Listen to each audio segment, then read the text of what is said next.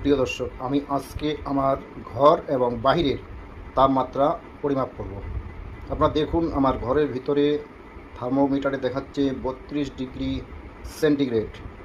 এবার আউটডোরে যাব, বাইরের তাপমাত্রাটা পরিমাপ করে আপনাদের সামনে উপস্থাপন করব। অলরেডি বাইরে নিয়ে আসছি রোদের মধ্যে, দেখতে পাচ্ছেন এখনও 32 ডিগ্রি সেন্টিগ্রেডই আছে। এখন কিছুক্ষণ রেখে দেব, আমরা দেখব যে এই তাপমাত্রা কত দূর বেড়ে যায়। ততক্ষণ সাথেই থাকুন।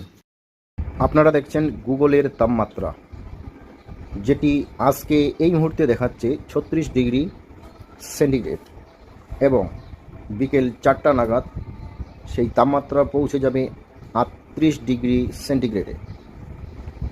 আমরা সবাই গুগলের তাপমাত্রা দেখে অভ্যস্ত। আজকে আপনাদেরকে তাপমাত্রা পরিমাপক যন্ত্র দিয়ে প্রকৃত তাপমাত্রা